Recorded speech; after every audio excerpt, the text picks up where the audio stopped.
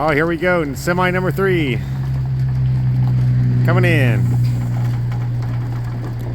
Sun's still shining, but it's a little cool, so they should be fine. I bet they'd just be happy to get out of those nets. Nice. Or high again. They were my favorites. Oh, jeez. You see, I tore up the pad there a little bit. I'm getting the other hives out last night. I got most of them out, not all of them. Heck yeah, here we go.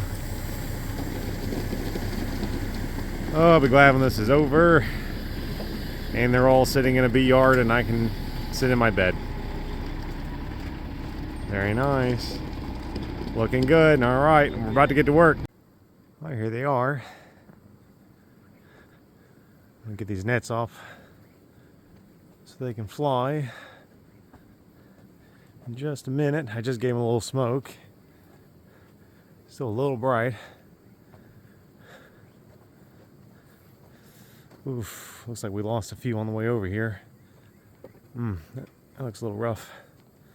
Jeez. I see a lot of bees up there though. I wonder if these are the ones that made honey. Oh man, that looks rough. Ah, dang. Yeah, we took a hit on this one. Yeah, hopefully they're okay. Well, they'll get out here and they'll get some water in the morning and some pollen and a little bit of nectar, probably. So, be good for them. We'll just get them off this truck and make them fly free and start doing their thing. There he goes. Man, this pad was worth its weight in gold, though, I tell you that. Got this loaded done in an hour and a half. Smooth as butter. It's Tuesday morning, the morning after the third semi got here. Also went really smooth unloading this one. Same thing, I just snatched them off in 4 stacks, same as the second one. I think it took me 2 hours to unload or something for the last semi, something like that. This one took an hour and a half, so pretty fast. Didn't drop anything, didn't have any problems. The worst thing I noticed was the dead bees that were in the nets, which was quite a bit. My broker said he didn't really have any big issues. I mean, there was a traffic jam, but it was kind of early, he said, and he didn't think it impacted the bees. And the traffic in Nashville is pretty rough, but you can see here, there's quite a cluster of dead bees. I'm hoping they'll clear the entrances off when, when it warms up some. And that's a lot. Unfortunately, look at that. Could have just been that the clusters were so big they got pinched in those nets. And you can see they're kind of coming out of there. That I hate. That's one of the worst die-offs I've seen, moving bees in here. It's the 3rd week of April though, so the temperatures have been increasing. Generally what you want to do is get the bees out of the almond orchards as soon as possible. And these were released, I believe, if I remember correctly, it was the 1st week of March. And now we're in the 3rd week of April. And the only reason we delayed getting them was we're waiting for this pad to get done and for me to move in and for me to get enough yards for them. So it was just kind of bad timing. Normally they don't get released near that early. Usually I get them back mid-March, late March, sometimes 1st week of April. I was actually hoping for a late season this year, and this was, I think, the earliest season we've ever had the bees released, which was terrible. But yeah, that I don't like, this die-off here. That's sad. I hope the bees are okay. He did say this load was heavier than the last load, and the last load was light. He agreed with me last night that those hive and a halves, which maybe the double deeps too, I don't know, but definitely the hive and a halves are a bit light. Pad didn't get damaged too bad. We had some rain. I think it was Saturday. You can see it did put a few ruts in the area, but I don't think it's going to impact the construction of the barn or anything. I'm sure they're going to have to drive trucks in here to work. So I was a little worried about that. And I know the guys who built the pad, they were like, don't really want to get a semi when the pad's wet, but it hasn't rained in forever. And then it rains, a couple days before he shows up. I'll be interested to see how well they fly when the sun hits them. You can see it's behind the trees here. So when it starts warming them up, we'll get a lot more activity. Like last week, they were pretty clustered. And there was one box here I couldn't, look at that. That's a nice Nice little swarm of bees there. I could not fix that box last night. I couldn't find my hive tool. And I gave up. That one is super propolized, but they're clearly alive. I got most of the other ones straightened last night, and I'll straighten that one today as well. That one. Straps probably broke it. There's some of the other hives that I didn't have left. There were only a little bit over 400 hives. I think the second load he said was like 480 or something, so it was just shy of 500. That's why because I moved bees for 4 nights, and it still seemed like I had almost a full truckload left. So that would make sense. But these have just a little bit over 400. So I think we've probably got less than 500 here total, probably just shy of 500. So if I can continue to move 100 a night, 5 more nights of moving. I'm definitely moving tonight. I think we've got some rain this weekend. That might throw me off, but basically my goal is, especially if I just take one night off to get sleep or something, I want to be done moving these out of here in about a week. That's my goal. That seems realistic. If it only takes 5 nights, I think I can do that. Depending on the weather, if we do get some rain, that could set me back. But the rain's not coming to this weekend, so I should be able to get like 400 away or something. So that's the goal. I was asking my broker because he's a big honey producer. And I was like, what do you run in your bee yards? How many hives? And I told him, I was going to have a few 100 hive yards. And he was like, don't do 100. Definitely don't do 100 if you want to make any honey. That's not, the bees might do okay. And if it's an exceptional yard, he said, you might make honey, but not going to make much. So he said he likes to run about 48 hive minimum. 48 hive maximum, which is kind of what I'm trying to do this year. But he said he really likes to run like 30. I think he said 32. Which is what? Is that an 8 pallet yard or something? So that's usually where he makes the most honey. So that's what he was recommending me to do, which I don't have enough yards to get that many. But it's something I can work towards. I'm getting yards so steady, it's fine. I think as of right now on paper, I have exactly 24 bee yards, I believe, that are secured. That's the exact number I had in Florida. So with me being up here for, I don't even know what it is now, just a couple weeks, I've gotten as many yards as I did in 10 years in Florida, which I wasn't like humping it like I am now in Florida. We just added a few every year as I expanded. This is a different situation, but it just goes to show that I have not had any troubles getting locations. I can't comment on the quality of the yards, but they look nice. So I think we might be able to do like even smaller yards, and that might give me options to put bees in some of these areas where there's a lot of landowners that are wanting them in the same town. That might help. But all right, well, I just wanted to come down here and check on them. I assume they're okay. Well, we'll have to wait. I am concerned with the die off for sure. If it's a heavier weight than the last load, then some of them definitely have to be alive. If it's heavier than 76,000 pounds, which is what the second load was. We'll just have to see. I hope it's just the excess foragers or something. They got killed in the nets. That's my hope. And that the core hive is okay. You can see the clusters. Even the ones that had some of the dead bees I was looking earlier, they got a little cluster in there. So that's how it was on the second load too. They had a little die off and I was a little bit worried, but they all looked, they're all 20 frame hives when I opened them. So I'm wondering if it was just the excess bees that couldn't even fit in the boxes that just got crushed with the nets. I won't know until I go through every single one of them, and that's going to take a long time. But, that's just part of the deal, unfortunately, when you ship them so far and you ship them later in the season when it's just hotter. Things happen. I am just glad they're here and they're on the ground. And that's a huge relief. That's 100% of our hives now are over here in Tennessee. One thing I forgot to add was I was talking to my almond broker last night about what the shipping price is going to be since the fuel prices have skyrocketed with all that Iran mess. And the original deal was $3.60 per mile, which is already higher than what I normally pay if I go through just a generic truck broker. But, I wanted to go through my almond broker. He's generally going to take better care of the hives, I think, than just some random driver. Especially he has an incentive because if the bees aren't good, he doesn't get paid, and the almonds either. So he's very incentivized to take care of them and hopefully to have repeat business and all that. So anyways, the original quote was $3.60 per mile, and this new one, at least I don't know about the first load that came back, but the last 2 loads, it's going to be $5 per mile.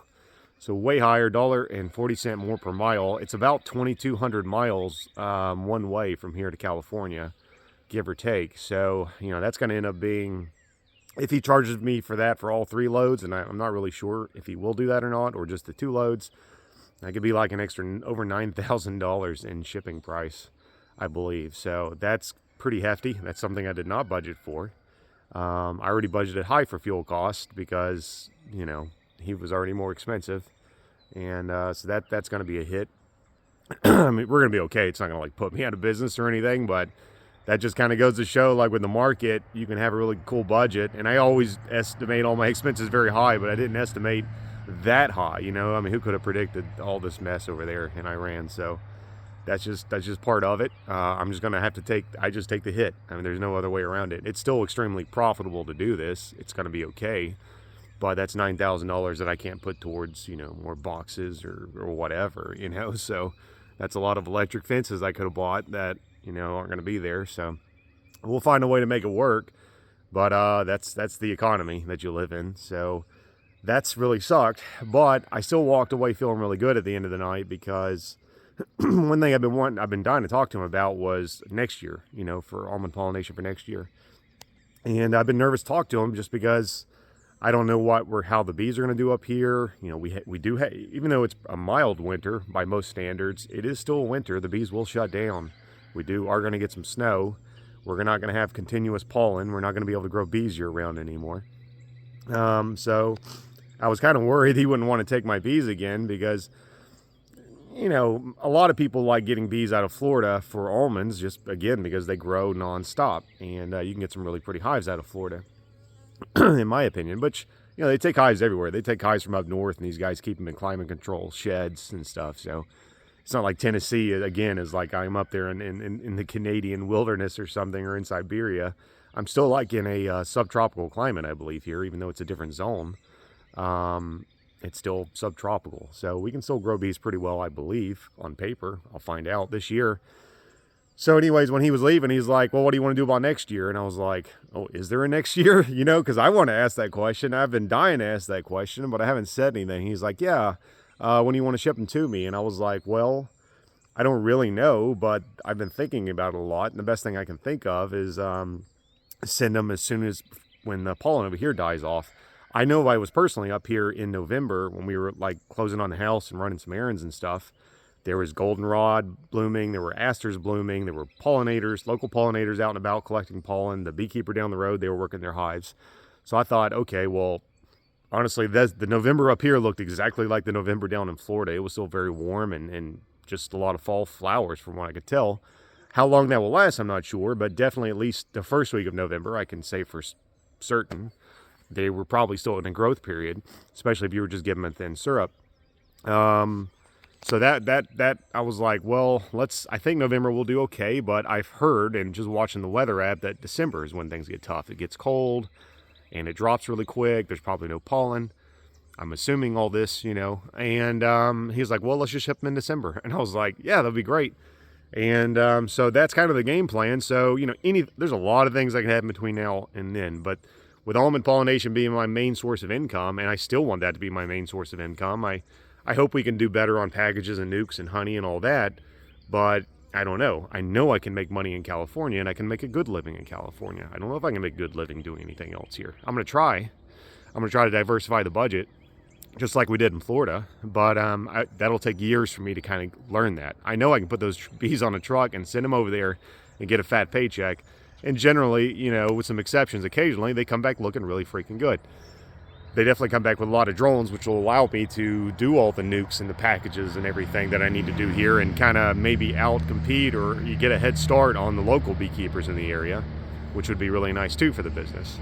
So there's a huge incentive for me to go to California besides just the immediate monetary incentive. The bees will be better and allow my production to be better. This year he has delayed with the move and everything, but year 2, I think we can do a lot better. So anyways, that's a good thing. So that's kind of the game plan at the moment. I mean, again, things may change.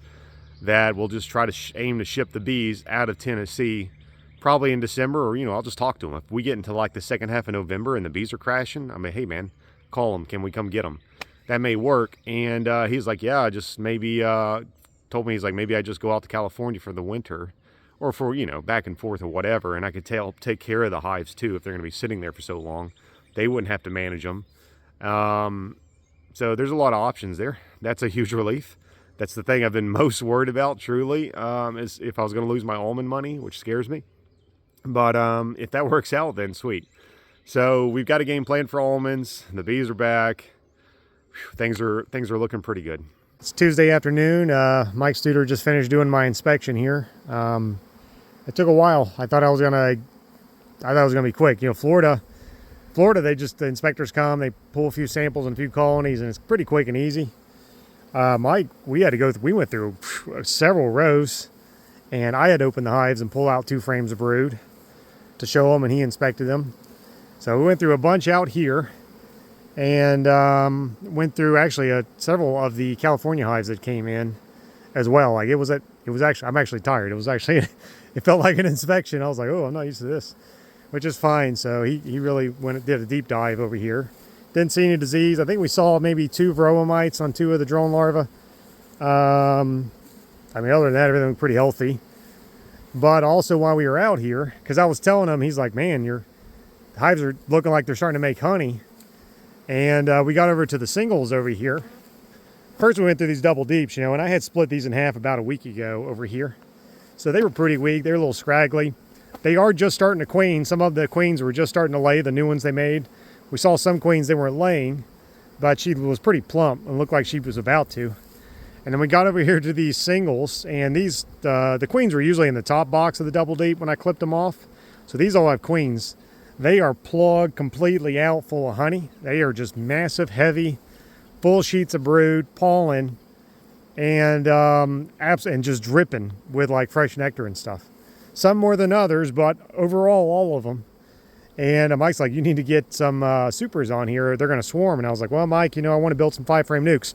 While I was waiting on Mike to show up this morning, I was building a bunch of those pro nukes that I ordered from Man Lake. I got a couple hundred more of those that came in.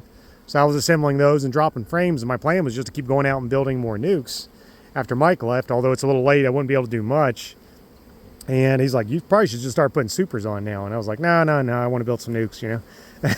and as he was telling me that, we heard some bees flying around, and then we started seeing some swarms. And I was like, oh, well, there's my first swarm in Tennessee that I've seen. You know, I'm sure they've swarmed. I just haven't caught it. There's a massive one right there, hanging on the bread. Nice, easy spot to grab too. Down there. And then while we were looking at that one, another one popped off. As you can see, that one's right up there. And when I was coming over here to film, it looks like maybe a third one way up there. They could all be, you know, parts of the same swarm, and they're jumping around. But there were 2 separate ones earlier for sure. And I mean, honestly, now it looks like a third.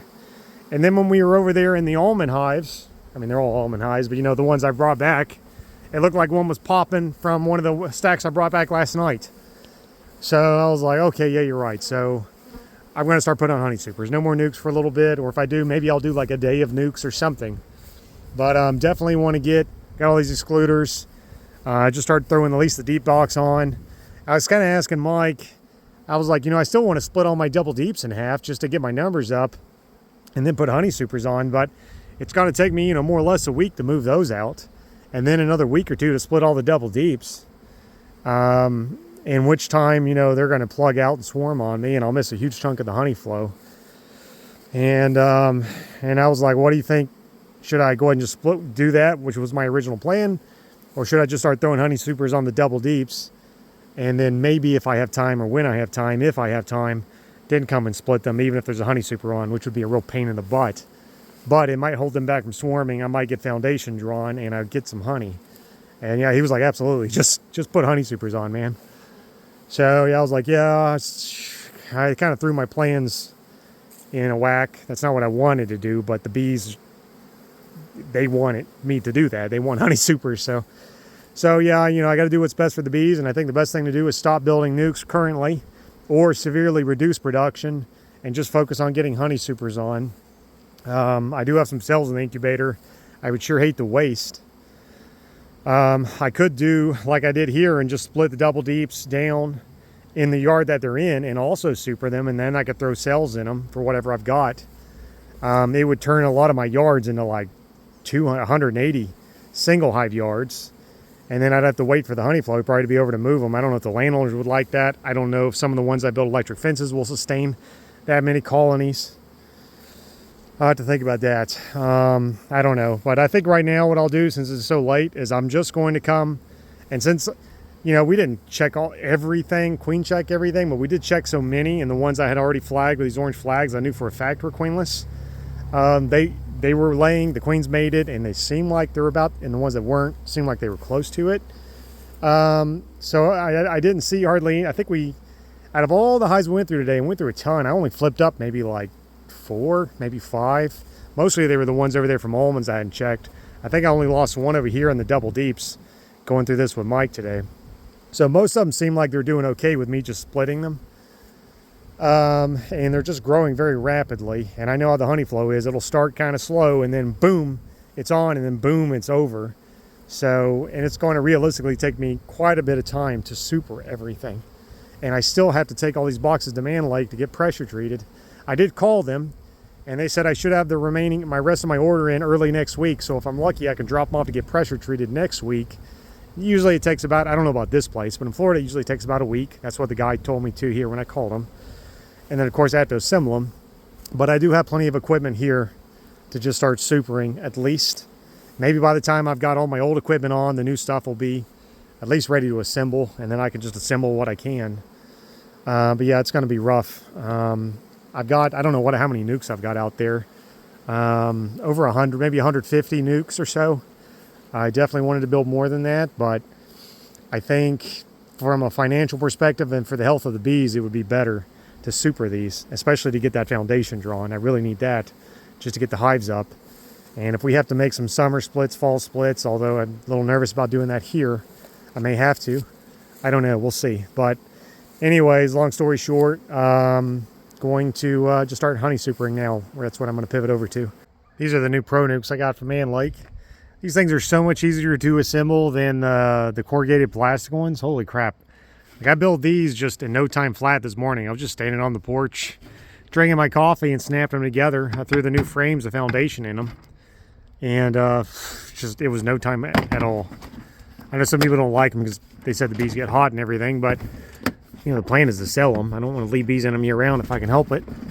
But definitely from just a sheer efficiency standpoint of making these things, I like them better. I did hope they would give me different color lids, but they all gave me these yellow. I thought it would have been cool to have like blue or whatever the different colors are they have.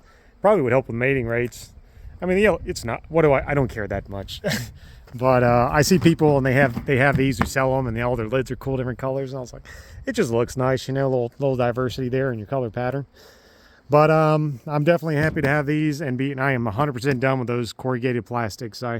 Unless the bees just really absolutely do terrible in these, or there's some flaw in them that I don't realize.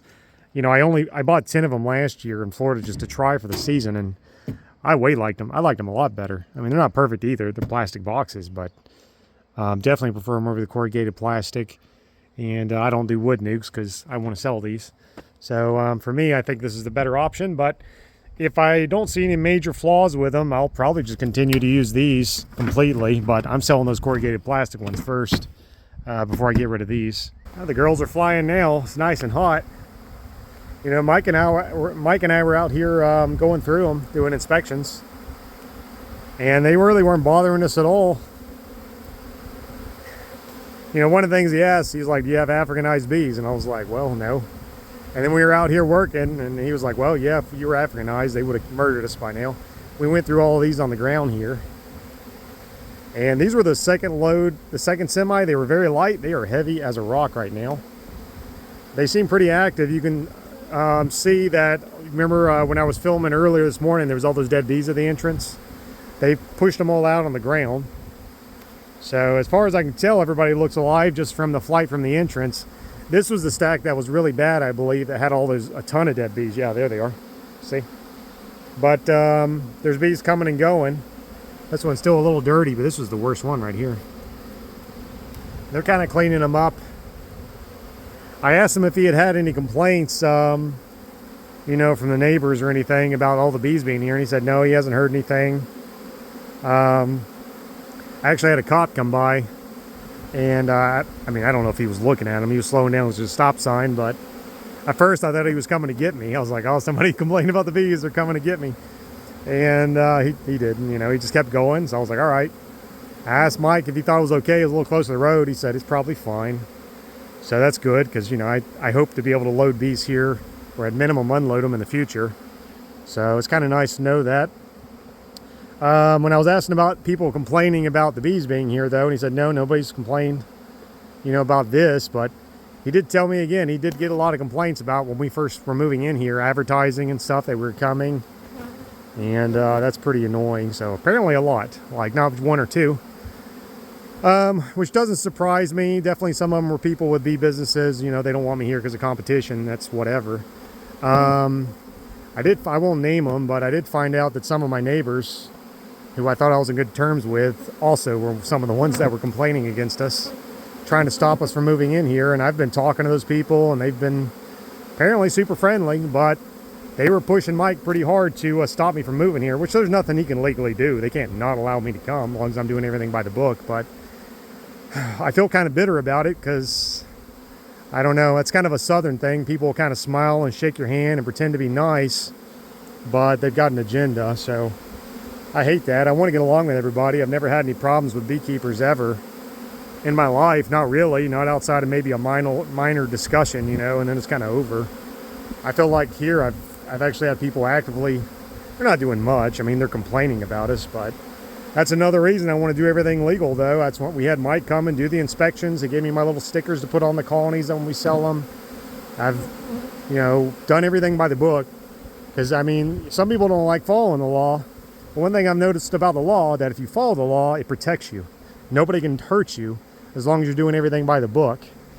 And I'm glad I did do everything by the book, because there are people who are trying to get us.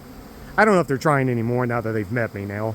But I definitely, when I first came here or was thinking about coming here and introducing myself, like when we first bought the house and I went to the bee club and started to, you know, talk to a few people, that's probably more when it was happening. I hope maybe they've gotten over it. I'm going to try not to hold a grudge about it, but it does bother me that people that I thought, you know, were friendly or my neighbors were not so friendly, at least at one point in time. And I'll try to let it go, and hopefully we can all be friends. I'm here.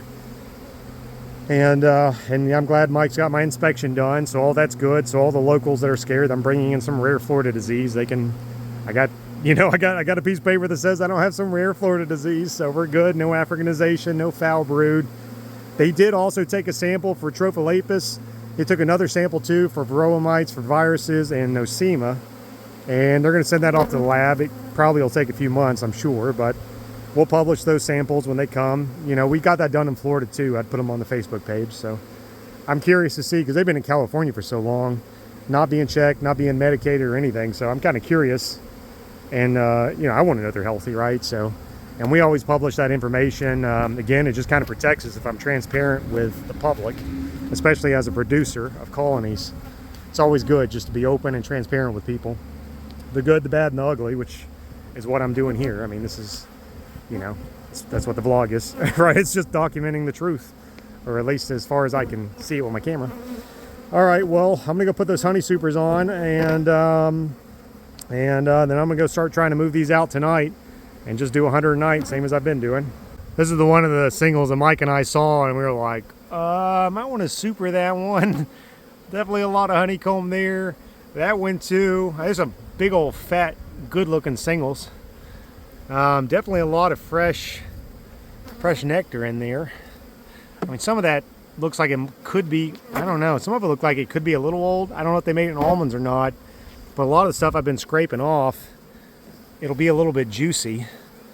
And I mean, anyways, if I doubt that they need a super, all I got to do is look at those massive swarms in the trees there. Yeah, 1, 2, 3 big old fatties hanging there. But I'm just being quick about it. I'm just Queen Excluder, D-Box Foundation. That's all I'm doing. And hopefully that'll reduce some swarming at least. I finished supering everything. Doesn't take too long. I didn't move any bait comb or up or anything like you're supposed to. I know I'm bad, but it's getting late and I wanted to get it done. Better a box of foundation without a bait comb up there than those poor singles packed in there like that. You saw they were all like that, just plugged out completely. So most of these are old frames, so I don't expect a miracle here as far as them getting up and drawing it or whatever, but maybe it'll help stop swarming, maybe not. They don't usually like the old boxes and foundation either, but what are you going to do? Time is limited. So yeah, everything has now got a super, and some of these over there had deep boxes of comb I put on some weeks ago after I split them. I remember I had some good comb that I had brought up from Florida, I guess from dead outs during the winter. Those I did not super because some of them, like with the orange flags, those queens haven't laid yet, or they're just starting to lay. I want to make sure they're mated. And a lot of them haven't really moved up into that second box of comb, although I did see with Mike today, some of them are beginning to go up there and at least lay some eggs. So they'll need a super soon as well, I imagine, but not exactly today. I'll wait a minute. Hopefully I don't get too behind and forget to do it.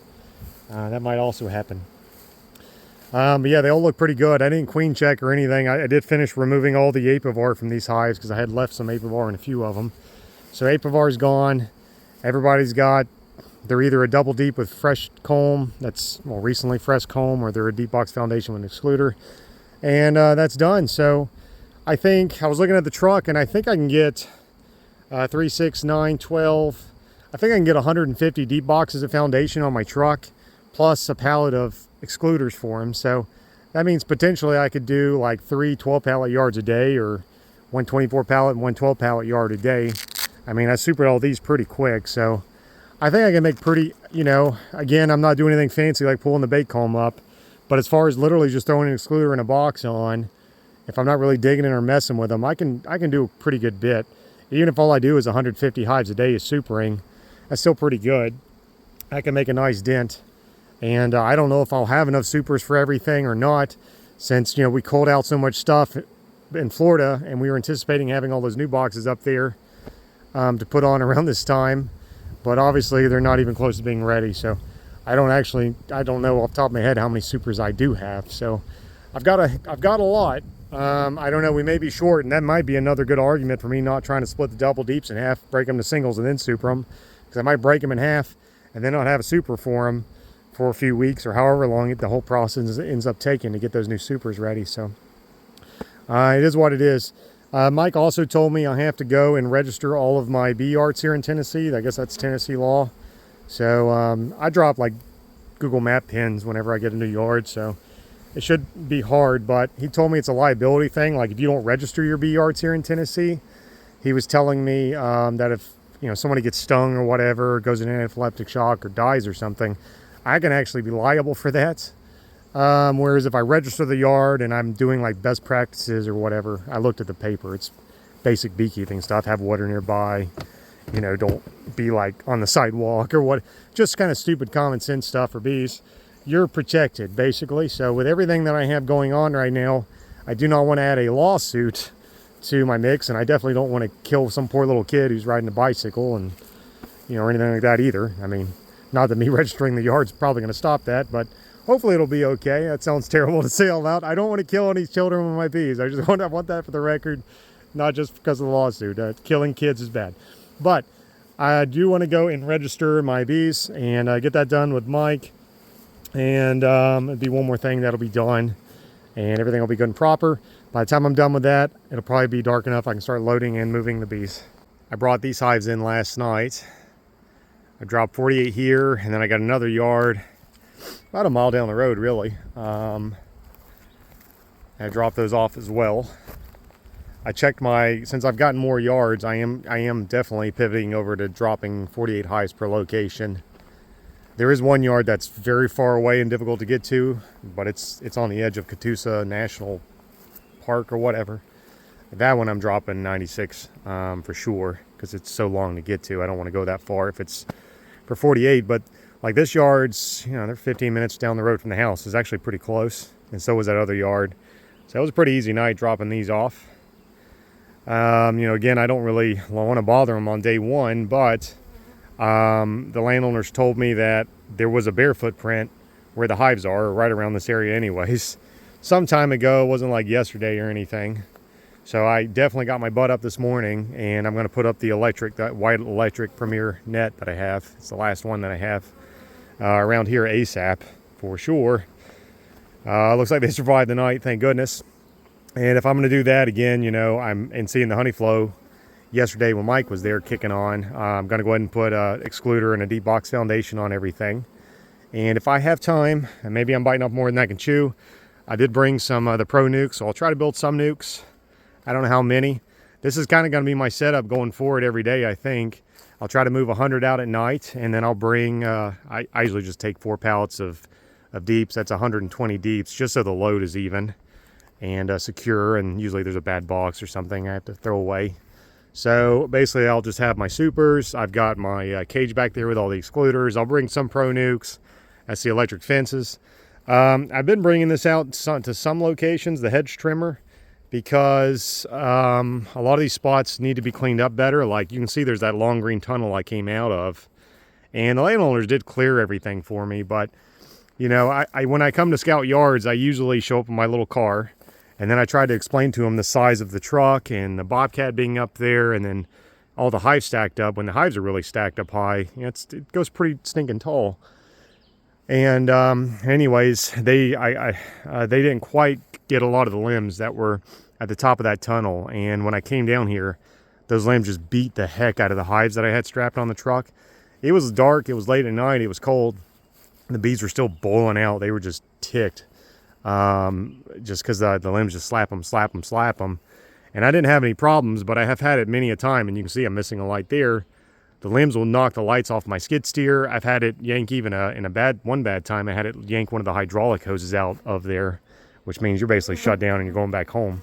And if you're moving bees out and you tear a hydraulic line, you're driving back home with a load of bees, and then you're leaving them on the truck because you can't unload them until you can go to the store the next morning to get another line. So I'm always really anal about clearing this stuff. I don't even ask the landowners anymore. I just bring this and I just do whatever I got to do to get in and out safely and work the bees. I don't see why they would care if I'm widening their little tunnel there. But it still probably needs another pass. So that added a little extra time to my day, having to do that. Normally I don't do any landscaping for the bees or anything. I always tell the landowners, if I got to do land clearing, that's on you. A lot of guys are like, hey, you can put bees out here if you chop these trees down and clear the woods. No, it's a lot easier just to find a spot that's already ready to go. Like this one was ready to go, minus just a few limbs that needed to be trimmed. It wasn't too bad. I don't mind trimming for 15 minutes if that's all it is. So yeah, I'll just basically be doing this every day. I'll be trying to move out 100, put a fence around the yards if necessary. The other yard does not need a fence. It's very secure. So that'll be nice. Super everything, and if possible, pull some nucs. Even if all I do is build like 10 Pro Nucs a day, and that's not a lot in the grand scheme of things, but at $200 a nuc, that's still $2,000 a day in production. And if I can do that Monday through Friday, because I'm doing sales and stuff on the weekend, that's still $10,000 in production per week. And that's slow, right? So it's definitely worth me trying to do it. Now, of course, when I drop that foundation from the Pro Nucs into these colonies, and then I hit them with a deep box foundation, that's a lot of foundation in them. But it is what it is. I just don't have time to go out and siphon from a bunch of different hives or a bunch of locations, and then I just kind of have to do whatever I can do while I'm in this yard, and I take as much as I can, and that'll just be it. So it's just where I'm at until I can find some help. I can only be in one place at one time. I'm just getting into these hive and halves here that came off the third semi, and they are way stinking heavy. All the mediums are completely plugged out. The deeps are pretty heavy. Now that's not Tennessee or anything, honey. That's just my broker told me they made honey over there.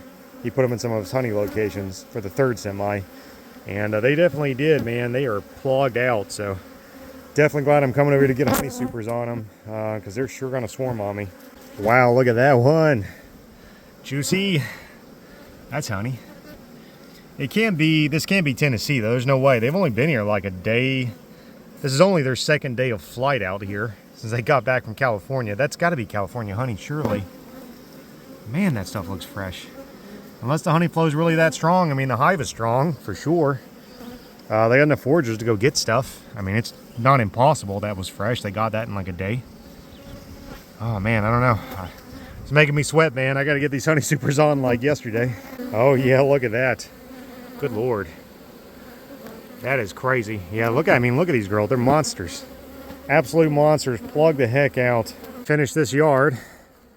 This one took a while. The bees went fast. The supering went fast. Putting up that fence is an absolute nightmare. I'm really worried about it. But the bees looked as good as I was showing, just packed full of honey. Looks like fresh stuff. I mean, I don't know if did they make it over in California? I mean, my broker did say they were making honey there. It's possible. Or did they get something here? Definitely there's honey and stuff here. So possible as well. I ordered enough deeps to change out all these nasty rotten ones, so all these are going to the burn pile eventually, whenever we get them treated and assembled. Definitely low on my priority list, so we will be making honey in the good old-fashioned rotty boxes. That's my specialty. But everything went good. We only lost, I don't know, what was it, three hives. One, two, three. A couple of them, as far as I could tell, was just the queen. The queen went out, or I don't know, maybe swarmed and just didn't requeen. One of them was dead. We haven't lost very many. It's actually, I think 3 is about as much as I've ever lost in any of the 12 pallet yards. Usually I'll just lose like 1 or 2. So thank goodness no big die-off from almonds, and this is the 3rd load. So this is my first sample, and honestly, this looks the best out of all 3 loads by a wide margin, although it's only 48 hives that I went through. I'm going to run through the other 48 here still soon. But yeah, I mean, they definitely were desperate for supers. Everything got deep boxes of foundation. I normally don't like supering with the dead outs, but I did just because I realized this morning I do not have enough honey supers ready for all the colonies until those new ones are treated and assembled and put on, which is likely going to take weeks, unfortunately, which is the exact same thing that happened last year. Now the nice thing is all the boxes I bought last year I didn't make honey in, they're going on here. So even though these boxes are old, a lot of the foundation are brand new. Because we bought a lot last year. And so hopefully, and they still got a nice coat of wax on the plastic, so I sure hope that they'll do better. And of course I threw away the really bad frames before we moved, and I scraped all the old comb off, and also before we moved up here. So the frames are in much better shape. Boxes are not, but who really cares right now if they're making honey? They'll be fine.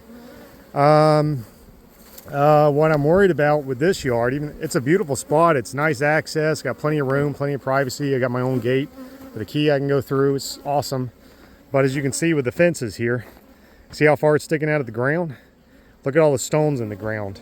Look at over there, stone, stone, stone. I saw that when I came to look at this location, which this is one of the very first yards I got. I think it was like my first week scouting, I found this one. And when I saw these stones, my thought was, as somebody who always gets stuck all the time, especially in Florida, I was like, oh cool, I won't get stuck here. It's basically concrete. And that's probably true. What I didn't think about, because I never had to put up electric fences before, is you got to have some dirt to stink in a stinking fence here. So, I mean, look at that sucker. I mean, it's really, there's not even like 2 inches of topsoil here. And a lot of people tell me there's not a lot of topsoil here, but all the yards I've gone to, I've had no problem sinking both the truck and fence stakes. So I've had plenty. This is the first one I felt like I'm standing on like a giant slab of granite or something. So, I mean, they're kind of in there, but they're not in there great.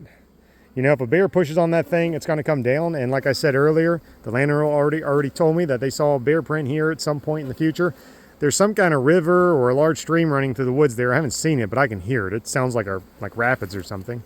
I don't know. I always think like National Geographic, you know, the bears are out there on the river catching the fish or whatever. I don't know. I assume they like the river. If they want water, they like fish. Sounds like that's what I would do if I was a bear, I guess. I'd also come and eat all my hives because my electric fence, the bear can probably sneeze on it and it's going to blow over. I spent about as much time putting the fence up as I did working the hives. Like I said, it was just so hard trying to find a spot. That's the best I could do.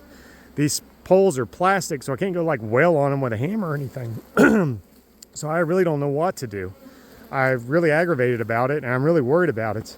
But the bees are here, the fence is up, and you know, I'm like, I don't really have time to go snatch them up and go get another yard and move them elsewhere. So hopefully it'll be okay. You know, this fence is pretty stinking hot. It's popping hard. I just worry that the fence thing may fall over. And of course I forgot my game camera, which I really wanted to set in this yard, because out of all my yards, this is the one I'm most worried about a bear getting into it. Doubly so now that the fence is just barely in there. And I'm damn glad I brought the net, because there is no way in heck I could have sunk a T-post in here. No way.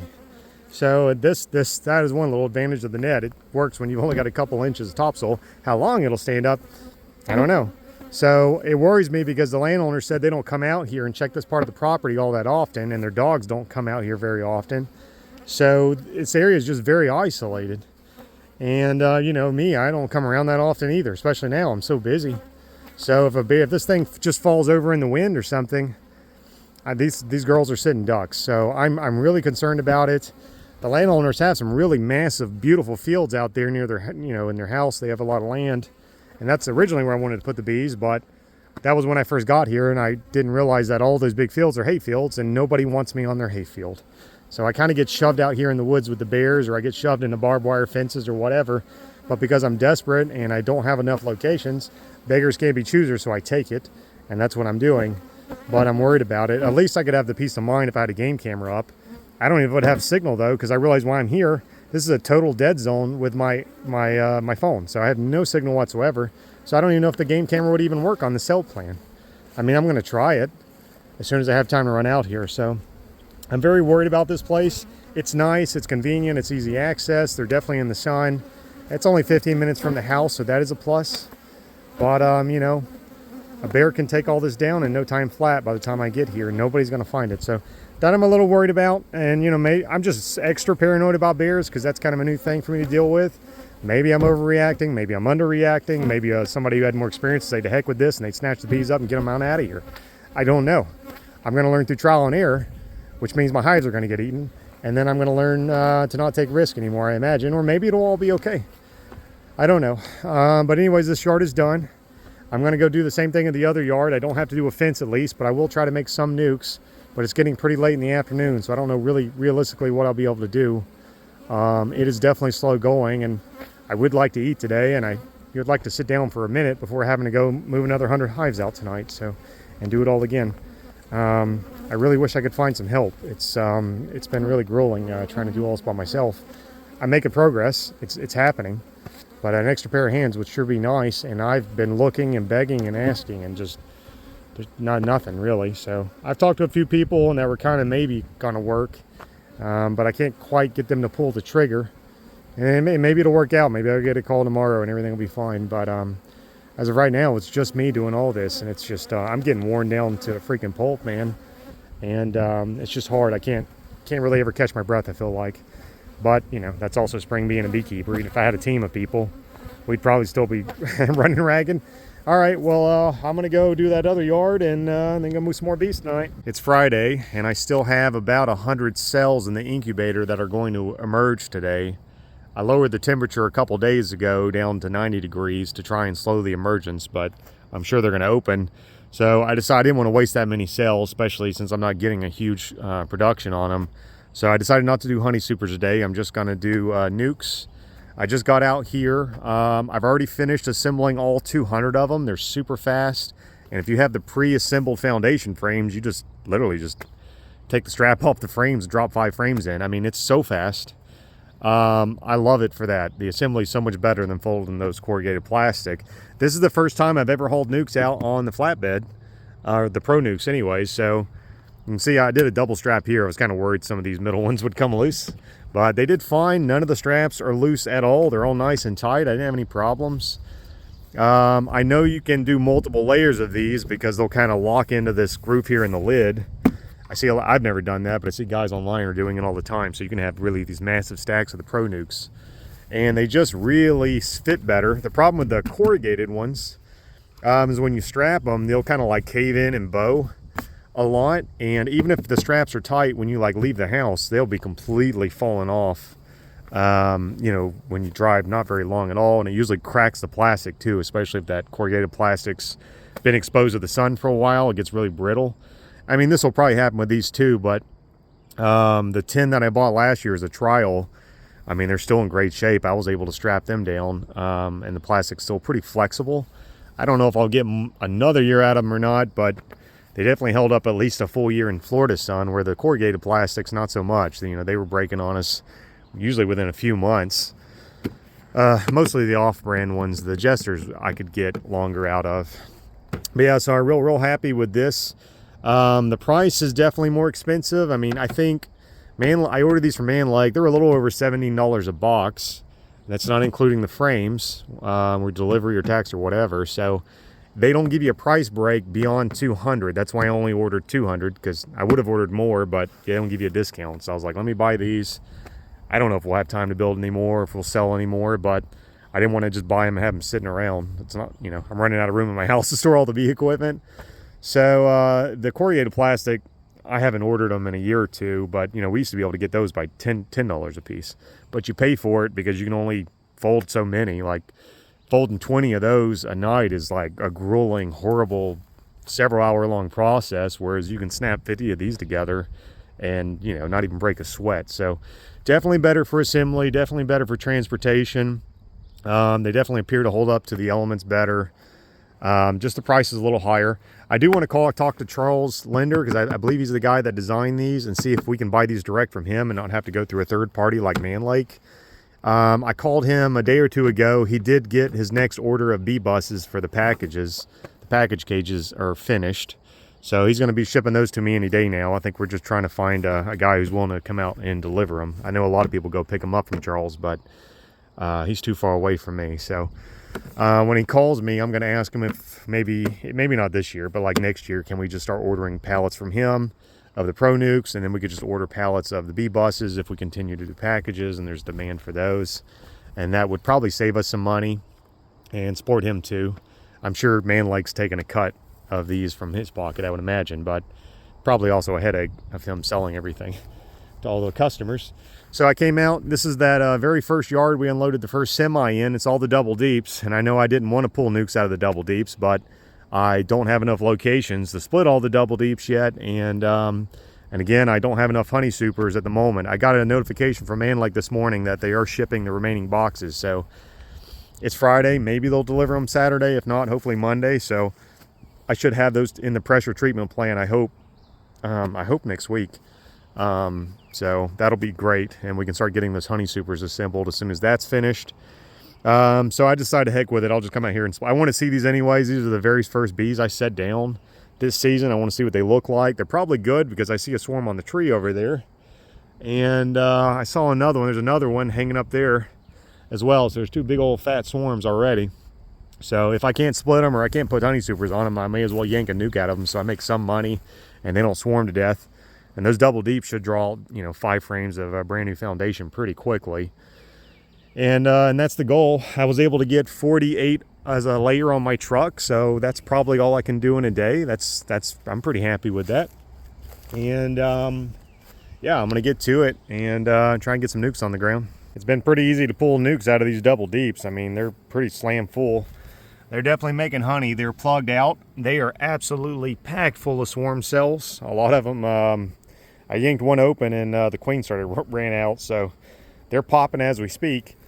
I've got lucky in that a lot of the double deeps, it wasn't lucky when we were doing almonds, but it's lucky now, they were made with a ton of foundation. You know, we just ran out of deep comb, so we made the bottom box solid, and then we checkered a little bit in what we could. But like you can see all these new ones, these are all foundation that I put in, you know, probably right before almonds, and we were feeding them corn syrup to try and draw them out. And they look like they've drawn them all out. There were a few frames over there and on this pallet that they hadn't fully drawn, but they're definitely drawing the frames out pretty well. So I'm trying to just kind of checker them and space them as I'm going. It's taking more time, but I want them to continue drawing all these new frames out properly so they don't bulge out, you know, the comb or whatever. So that's been really lucky. That might hold them back from swarming too, I hope, is if they'll draw those out and give the queen just a little more space to lay. Well, like I'm not pulling these out to sell. I'd pull out like an older frame like these, so we're going to get these out. So I'm not going to pull a nuke probably at all from this top box. There aren't enough frames, so I'll yank 5 down there.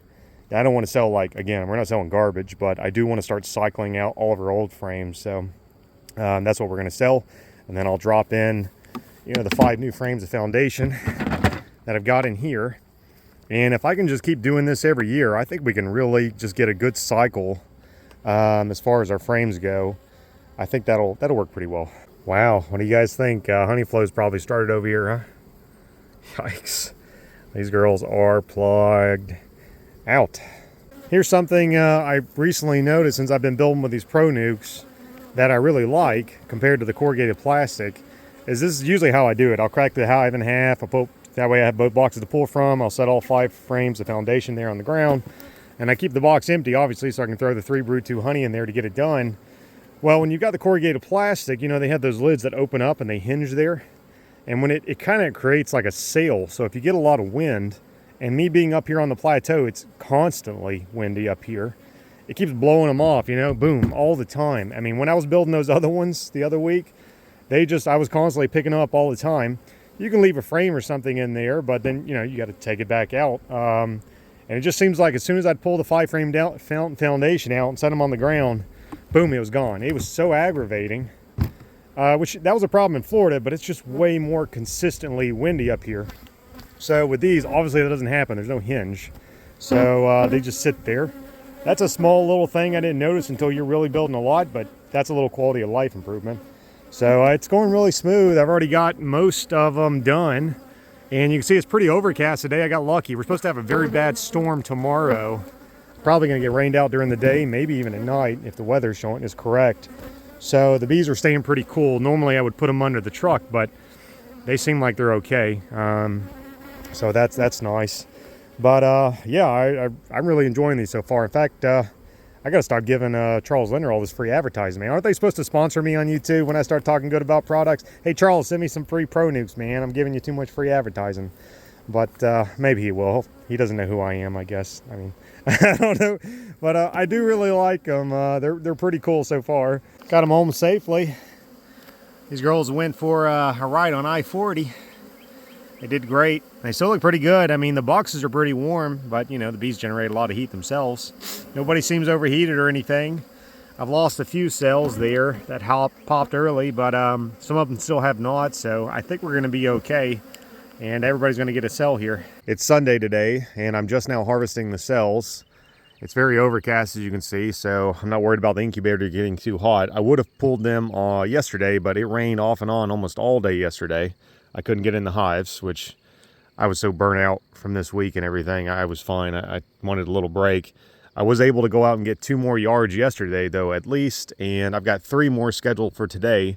So I've got to pull these cells out and graft today. I probably won't have any time to mess with the cell builders if I have to go look at those 3 yards.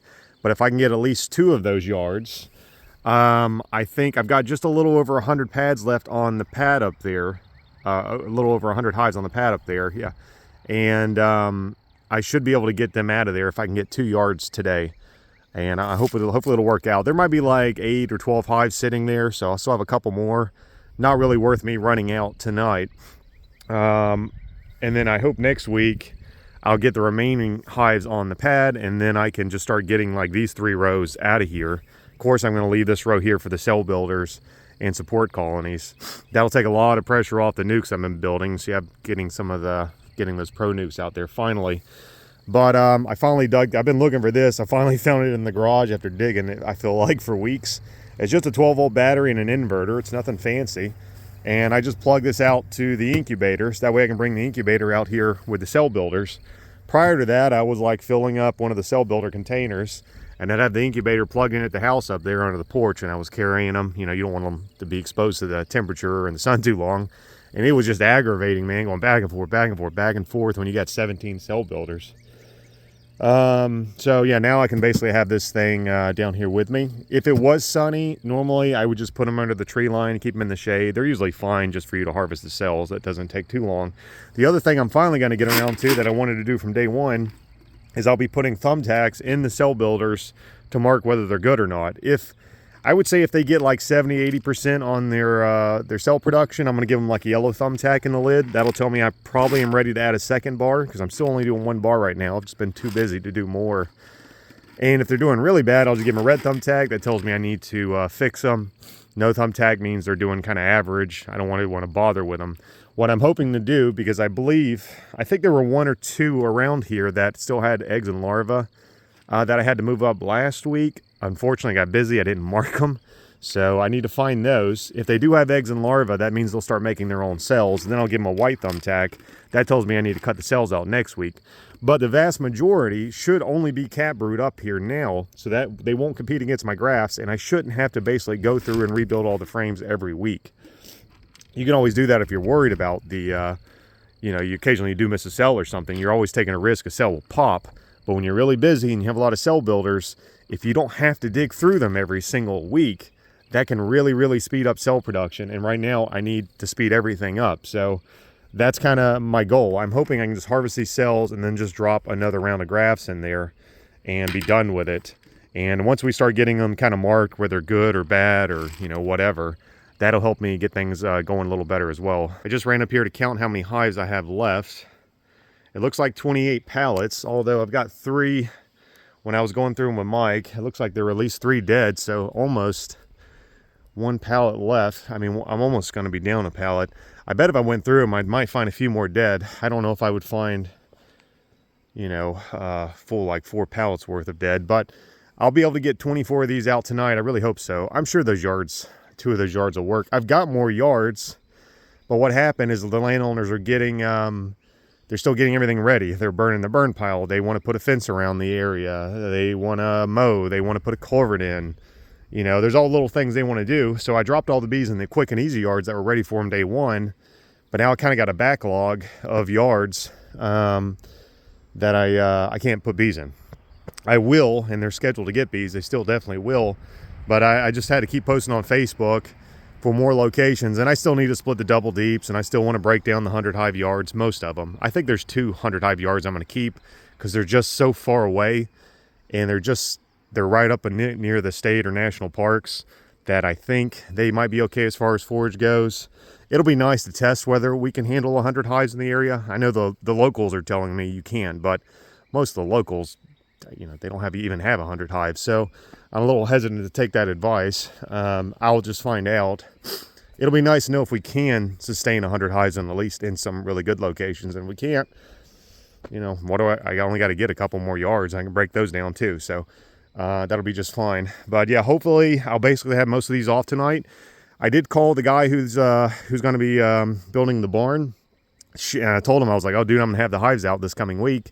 And out of just sheer bad luck, he's going on vacation with his family, so that sucks. But he'll be back in like 2 weeks. So he thinks probably about mid-May they can start construction on the barn. He said he's got a bunch of guys. He said they may have like 8 or 9 guys out here throwing that barn up. So they think that he can have it built in like a week, maybe even less than a week if the weather's good and he doesn't have any problems getting the materials, which of course have already skyrocketed. The metal price has already skyrocketed. So we were already about to go over budget with the barn too.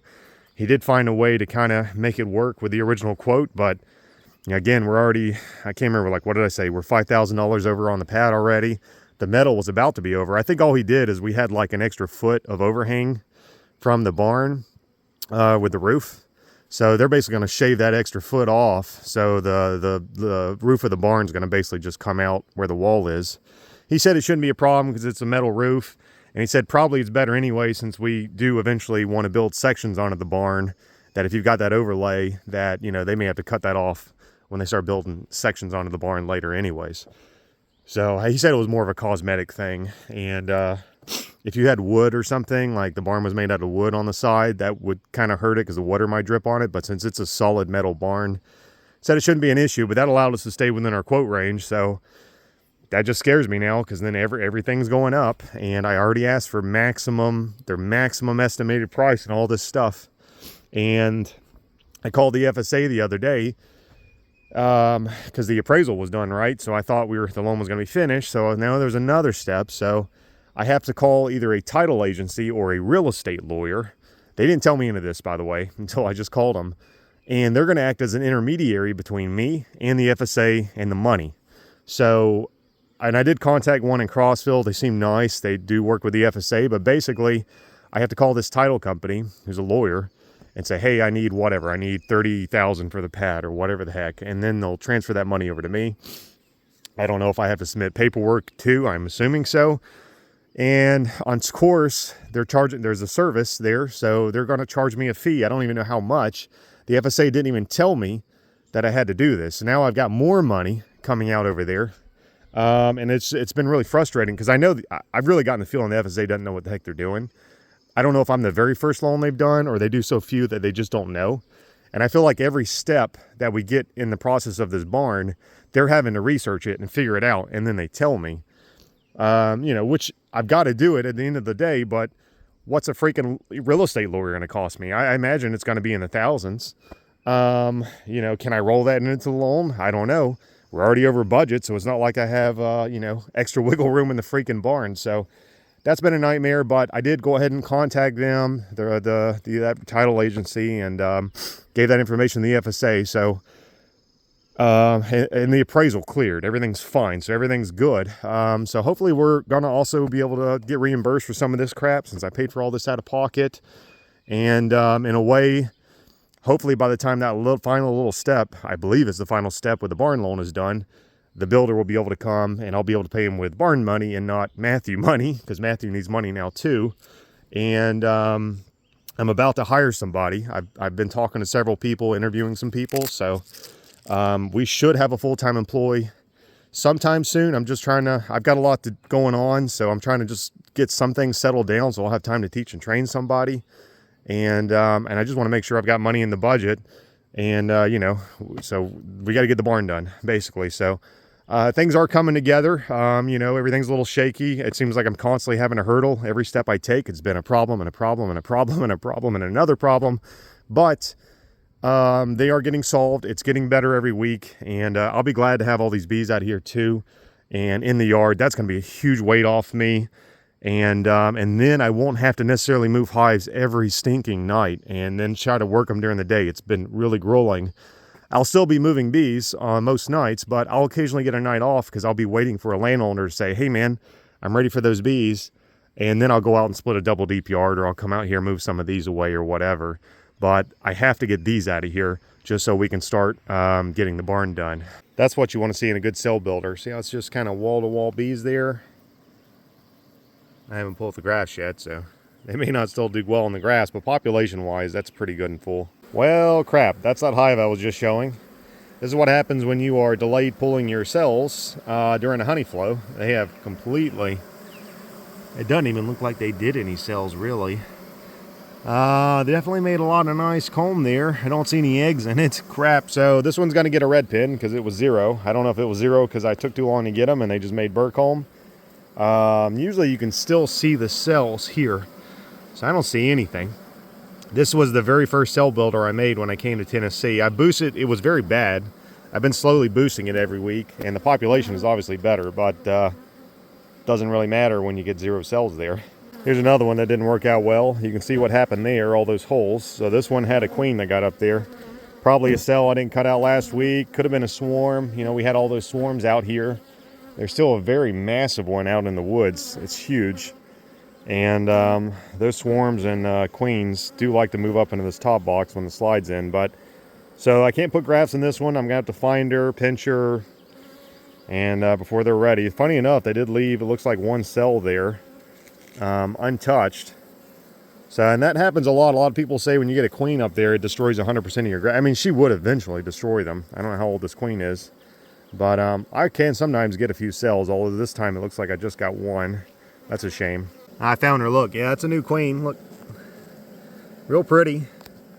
She's going to have to die, though. I don't want her destroying the grafts I'm about to put in. Now, some people, and I'm totally against this, some people will try to grab her and go find like another queenless hive somewhere and put her in. Now, the downside of doing that is I don't know if she's gone on her orientation flights, and she probably likely has, if I had to take a guess. And you put her in another colony, even if that colony wants to accept her, she still looks like she's unmated. She's very small. She's going to likely fly right back up here into this top box. Sorry, girl. And then destroy all the grafts. So I don't take that risk. If I find a virgin in my cell builders, she dies. That's all there is to it. Maybe if I'm really desperate for queens, and maybe if the bottom box is queenless, I might try shoving her in the bottom box. But I'm still taking a risk. She can go back up in there easy enough. And I saw here, and look at this. There's another one here. She didn't even cut all this one out. The only good thing sometimes when you get a virgin pops, usually they'll clean all the old cells out. And of course that one was empty. Maybe that's where she came from. There's no queen in there. But they don't always get 100% of the cells. So I still got to go through and check all these. If it's good, now that she's dead, I can put grafts in.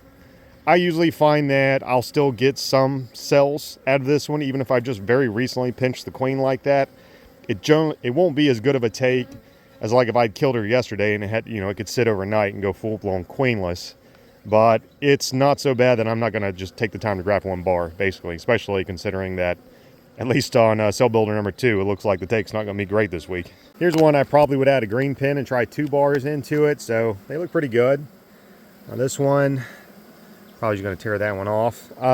So it looks like I got maybe out of, I think, roughly 20 grafts. I missed like 5, so what is that, 70, 75%, something like that. So I'd say that's good enough. It's probably worth trying to put another bar in this week, especially since some of these other ones have been bad.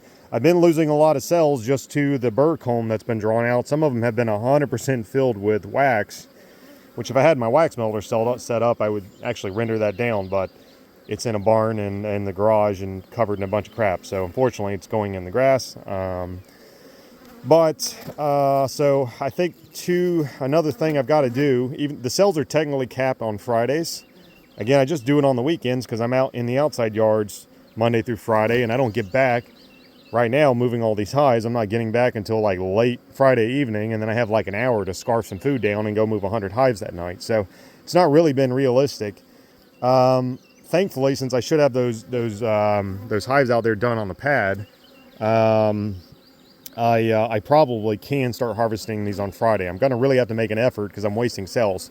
Now, I used to do this. I don't anymore, but a lot of times if they've got like all burr comb in there and they're all solid, I see some people get in there with scissors or shears and they kind of cut them loose. I don't do that anymore. You know, half the time you end up tearing or ripping or bending, damaging the cells. And the other half of the time it's so slow and aggravating. I find it better I just cut them all off and I just regraft them. I don't bother with it. If I was, you know, if I needed like 5 more cells for some nukes or something, maybe I'd deal with it. But in this case where I'm potentially having, 17 builders, and it seems like the majority do have burr comb on them, I'm just slicing them. And it's going to kill my cell production this week, which sucks. But I just don't have the time to go in there and clip all those out. So I can offset that by just harvesting the cells every Friday. There'll still be some burr comb. That's just part of it when you're on a honey flow.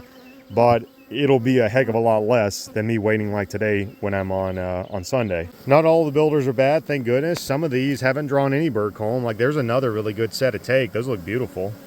Only missed 4 on this one, so this was better than that other one that I filmed. This is another one I'll give a green pin in, and I'll put a second bar in today if I have time. I'm worried because I'm supposed to go leave to look at those yards here in just a little bit, and 3 bee yards, and that'll eat up most of my day. But I have to get the grafts in too. We'll see. If push comes to shove, I'll do another bar, just 1 bar again this week if I have to. But at least I'll have the hive marked, and I know maybe next weekend, which I think things will start settling down next weekend. We'll see. Maybe then I can do 2 bars. Look at this one. I got 19 out of 20. Looks like to me anyways. But all that burr comb. I'll salvage what I can here. I'll try to shave some of this off with my hive tool, but a lot of them are going to get ruined. What a massive loss. And this is 100% my fault. Even yesterday when it was raining, I could have brought a pop-up tent and I could have set a tent up over these hives. That's how we did it in Florida, and I could have pulled them in the rain. And that's exactly what you're supposed to do. I still would add burr comb because technically they should have been pulled on Friday, but the takes are looking great this week and they're looking so much better, but I'm losing so many because of this, and that's totally on me. This cell builder, although it's very, very strong, really good, got a 0 on the cell production. And it was hard to find her, but there she is. Look, she's tiny. So there's another one.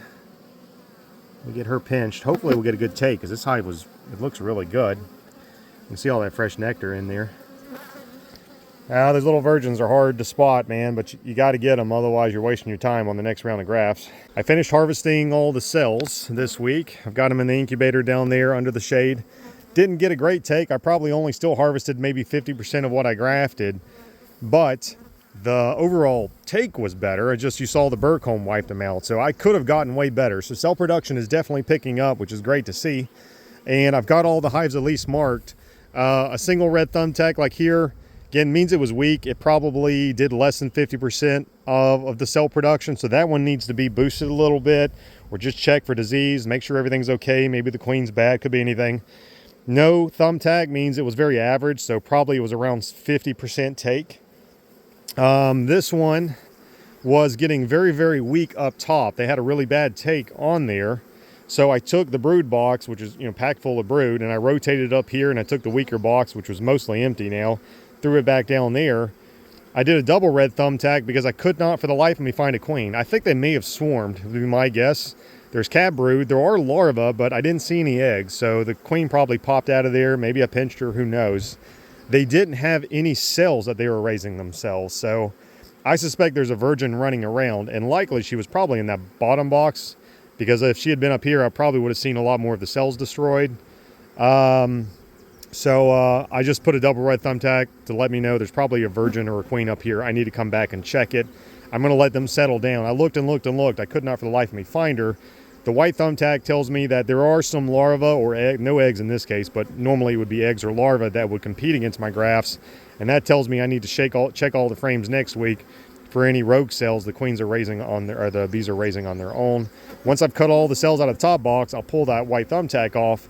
And then as long as I'm getting a good take, I should just be able to drop cells in every single week without having to go through every stinking frame, which will really speed things up. A lot of them you can see were just very average. The yellow, there weren't many of these, maybe 3. These are the ones that did extremely good. They were 70+% on the take. The cells looked great, well fed. Tells me I can add a second bar to those. So those are the good ones. There aren't very many of them, unfortunately. Yeah, it's a real shame. I'm just going to have to make an effort to get out here Friday for sure. That cost me a lot of cells, which is frustrating, but that's the ugly reality of raising cells and raising queens in general. It is so time sensitive. You can't be a day late on anything. You've got to keep a strict schedule. And when you're running around like me right now with your chicken, like a chicken with your head cut off, trying to do 10 billion things at one time, this is the first thing that will suffer. Your cell builders will tell you if you're overstretched or overscheduled or whatever, or you're being lazy. They'll tell you real quick. And they told me today, slow the heck down. We're suffering. Focus on us. So I will be doing that. Again, I should have most of the bees moved off the pad this week. I believe we've got a couple of days of rain this week, but I believe I can also get all the honey supers on this week as well. All the old honey supers. We'll still be waiting on the new ones. Maybe I can build some nukes, but I really want to prioritize getting the honey supers, not just for honey production, but for the foundation getting drawn out. I want that comb. I think there's more value in the comb than it will be if I go out there and run and build another 150 nukes or something this week. I'll try to build some because I do want to use these cells and I don't want them all to go to waste.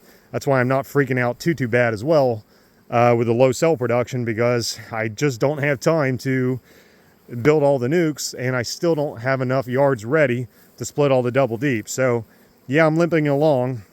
In hindsight, with it being 2020, I probably should not have run so many cell builders out here by myself. It's too much. I got too much going on. I never in my life imagined I would still be moving the bees out. I'd still be moving nukes, that I hadn't built the mating nukes this time of year. It's just been so much, and there's no way to know when you're moving. It's just chaos. You do the best you can. I really thought I'd be more stabilized, but clearly I'm not. That's why I was getting all the cell builders up, because I figured by the time I kind of got them revved up and tuned up and everything that I would need them, but I have not. Now, I'm not going to shut them down because things will be settling down here fairly soon, I believe. At least I won't be moving bees every night, and I'll have more time and energy to focus on these. And all I really need is like 3 more days to finish building up those pro nukes, and I'll be done with nuke production. And I'll be done with honey supering until, whenever we get those new boxes. Still waiting on them to come in from Man Lake and then get them pressure treated and assembled. So things will start stabilizing here soon, and then I can focus on these a little bit better. But yeah, these just require full-time beekeeper. We had 2 people doing this last year, and I just helped and supplemented if necessary. And now I'm doing it all on my own on top of all the other hives and everything else. So it's okay. It is coming together. I'm trying not to freak out too much. I can see the finish line a little bit. I mean, the finish line, I'm not ever going to finish, but I can kind of see where things are going to stabilize here before too long with the business. And that's taken a lot of stress off me. So I'm just trying to hold on tight and just do what I can. I mean, I'm just working 7 days a week. I'm out moving bees every night. At the end of the day, you have to sleep, you have to eat. There's only so much you can do. Hopefully we'll have an employee here soon, and then I don't know, you know, how good they'll be or whatever, how much time it'll take to train them. That'll be a new thing for me, having a full-timer. But I think in the long run, if they're good, they can take a lot of stress off me too. So I'm feeling optimistic and hopeful about the future. But yeah, just you know, if you want to get into cell production, just be prepared that you really got to stay focused on them. Or you know, they're gonna suffer. And you see, when the cell production suffers, the nuke production suffers, the mating nuke production suffers because they're not even here yet. The splits suffer. Everything suffers when the cell production dies. But hopefully we're going to be turning a corner here soon. So, all right, well, that's probably it for this week, guys. I got to, I'm going to go hopefully drop some grafts in these, go scout, look at those 3 new locations, hopefully move 100 hives tonight and have that pad almost totally clear, which would be fantastic. And then next week, I'm just going to focus 100% on trying to get those stinking honey supers on and done. And we'll move on to the next leg of the journey here. All right, thanks so much for watching, listening to me ramble and all that fun stuff. I'll talk to you guys later. Bye. Just quick update. I did go out and see those 3 yards today on Sunday, and I acquired all 3 of them. One of the yards does need a little bit of land clearing work, not too much, so I can't move bees in right away, but the other 2 yards, 100% ready for bees tonight, which means I can get another 100 hives off the pad, leaving only like 4 more pallets, if that much. So almost going to have those cleared out. That's fantastic. Another cool thing is I realized that and now that I've acquired these yards, I have more locations here in Tennessee. In all the chaos with the move and everything that's been going on, I've gotten more bee yards here than I was able to acquire in Florida in 10 years. That's how easy it's been to find yards. Now, I wasn't hustling like this in Florida, and I was happy kind of with the yards we had, so I wasn't looking as hard, to be fair. But it has been exceptionally easy to find locations here. I guess it's because there are no commercial guys. So I'm kind of like a novelty in the area for the locals, I suppose. They're like, oh, I didn't know you could move bees. Oh, 50 bees, that's a lot of, 50 hives, that's a lot of hives. So they're excited, and of course I'm excited and happy to find them. I literally only need like a very small handful of more locations, and I can fully max my apiary back out to what we were running in Florida. And even have like the yard we're going to have just down the road, once I move those main colonies out for the neighbors, we'll turn that into a dedicated queen rearing yard. I've never even had that. I didn't have enough yards in Florida just to have spots to raise queens. Might even be able to use it as like a nuke overflow yard too if we get too many nukes here. I don't think that's not too bad for them. But anyways, I mean, it's just been extremely easy. So I don't think we're going to have any more problems. I'm not going to have to go out hustling, driving around looking for more locations. And the very few yards that I need, I don't need them anytime soon because those are going to be for the double deeps that I need to split. And so I can basically take my time and be extra picky. That means I'm not going to be out like hustling and burning the fuel trying to look at bee yards all day, every day. Or, you know, I'm doing it on the weekends now, but still, it'll just save a huge chunk of time. The yards haven't been difficult to find, but it does take a lot of time to drive and to talk and to meet people and discuss everything about the bees with people. It just eats up a lot of your day. And now that's basically almost done. So that's a huge thing. I'm really excited about that. All right, well, I got to go edit this video because it takes me like 2 hours. I know the videos are simple, but it takes like 2 hours to edit these things and get them uploaded. So I need to get that done. And then I'm going to go probably here pretty shortly and go move these hives off the pad. So awesome, man. Happy to have that big accomplishment this week.